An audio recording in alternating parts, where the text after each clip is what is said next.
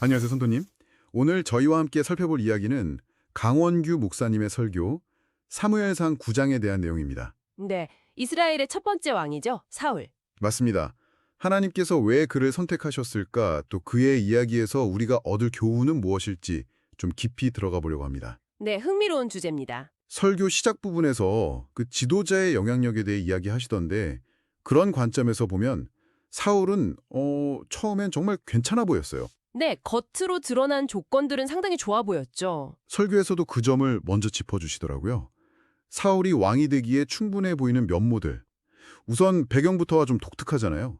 베냐민 지파. 네, 맞아요. 베냐민 지파, 야곱의 막내 아들 지파인데 이 용맹함으로 유명했지만 동시에 좀 어두운 과거가 있죠. 아, 사사기 마지막에 나오는 그 사건 말씀이시군요.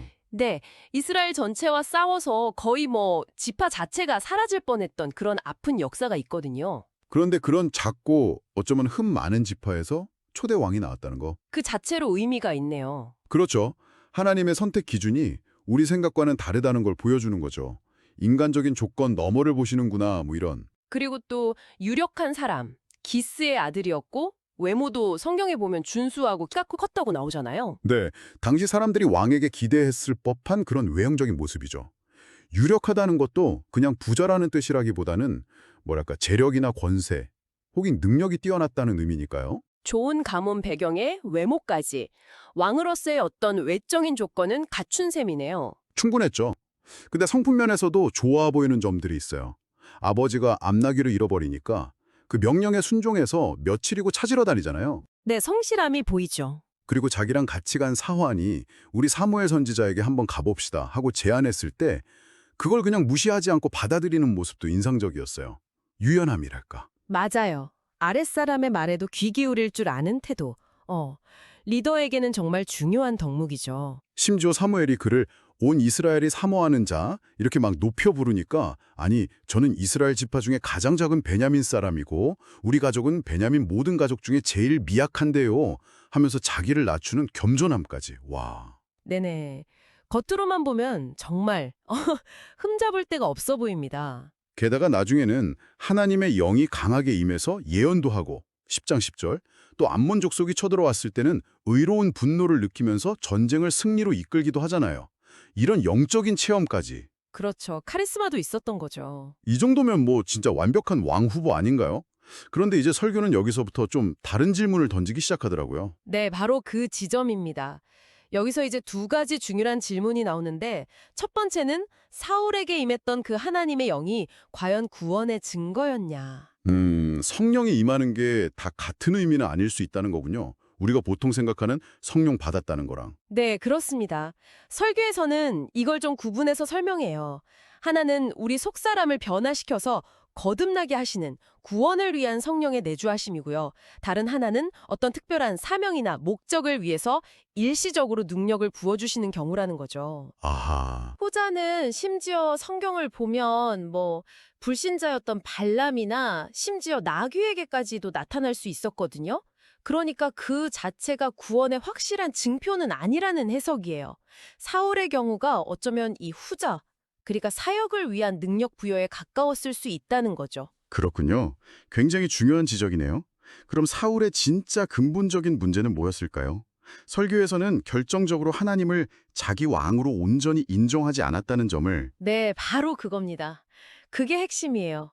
겉으로는 겸손하고 순종하는 척했지만 그의 삶의 주인은 여전히 자기 자신이었던 거죠. 아, 그러니까 하나님의 명령보다 자기 생각이나 상황 판단을 더 앞세웠고 그래서 결국에는 하나님 말씀을 쉽게 저버릴 수 있었던 겁니다. 세상적인 훈련이나 좋은 성품으로 얼마든지 선한 태도를 보일 수는 있어요. 하지만 하나님을 내 삶의 주인으로 정말 인정하고 그분께 주권을 내어드리는 참된 믿음과는 다를 수 있다는 거죠. 그리고 또 하나 흥미로웠던 지적은 이게 좀 역설적인데 사울이 가졌던 그 좋아 보이는 조건들 있잖아요. 유력한 집안, 외모, 성품.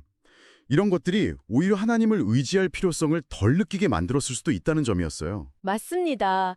설교에서 다윗과 비교하면서 고난의 역할을 강조하는 이유가 바로 여기 있습니다. 다윗은 왕이 되기 전에 정말 오랜 시간 동안 쫓겨다니고 죽을 고비를 넘기면서 철저하게 하나님만 바라보고 의지하는 훈련을 받았거든요. 네, 시편에 그런 고백이 많죠. 의인은 고난이 많으나 여호와께서 그의 모든 고난에서 건지시는도다. 이런 고백처럼 그는 고난 속에서 실제로 하나님이 건져주시는 것을 체험하면서 하나님을 자신의 진짜 왕으로, 주인으로 모시게 된 거죠. 사울에게는 이런 과정, 즉 고난을 통한 연단이 부족했다는 겁니다. 와, 정말 중요한 통찰인 것 같습니다. 자, 그럼 이 사울의 이야기가 오늘을 살아가는 우리 성도님께 주는 메시지는 무엇일까요? 설교 마지막에 두 가지 적용점을 제시해 주셨는데요. 네, 첫 번째 적용은 바로 이겁니다. 하나님을 나의 왕, 나의 주인으로 분명히 고백하고 인정하는 삶을 살아야 한다는 것. 내 삶의 주인이 내가 아니라 하나님이시라는 고백이군요. 그렇죠. 성도님의 지금 상황이 혹 고난 가운데 있든 아니면 모든 것이 평탄하고 좋아 보이든 그 어떤 상황에서도 내 삶의 주권이 하나님께 있음을 늘 기억하고 그분의 말씀에 순종하려는 자세. 이게 중요하다는 겁니다. 사울처럼 자기가 왕 노릇하려고 하면 결국 넘어질 수밖에 없다는 것을 기억해야겠죠? 네, 명심해야겠습니다. 두 번째 적용점은 고난을 영적 성장의 기회로 삼는 믿음이었어요. 맞습니다. 물론 우리가 고난을 일부러 찾아다닐 필요는 없죠. 하지만 피할 수 없는 어려움이 우리 삶에 찾아왔을 때 그걸 그냥 불평하고 원망하는 데서 그치는 게 아니라 오히려 하나님을 더 깊이 만나고 신뢰하는 계기로 삼으라는 말씀이시죠? 네, 그 과정을 통해서 겉모습만 번지르르한 신앙이 아니라 정말 우리의 속사람이 단단해지고 하나님을 더 의지하게 되는 그런 기회로 삼아야 한다는 것입니다. 고난 자체가 복은 아니지만 고난을 통과하며 하나님을 붙드는 믿음이 진짜 복으로 이어진다는 말씀이군요. 정확합니다. 고난 중에도 끝까지 주님을 붙드는 그 믿음, 그것이 우리를 더 강하게 만들고 진정한 복으로 인도한다는 것을 설교는 강조하고 있습니다. 오늘 성도님의 삶의 자리가 어디에 있든 가장 높고 진정한 왕이신 우리 주님을 나의 왕으로 모시고 그분을 찬양하며 의지하는 하루가 되시기를 소망합니다. 네, 아멘입니다. 오늘 나눈 이 사울의 이야기가 어쩌면 우리가 준비된 사람, 축복받은 조건에 대해 가졌던 생각에 좀 질문을 던져주는 것 같아요. 겉으로 보이는 조건이나 평탄함, 그런 것들 너머에 정말 중요한 가치는 무엇일까? 성도님께서도 한번 깊이 묵상해 보시면 좋겠습니다.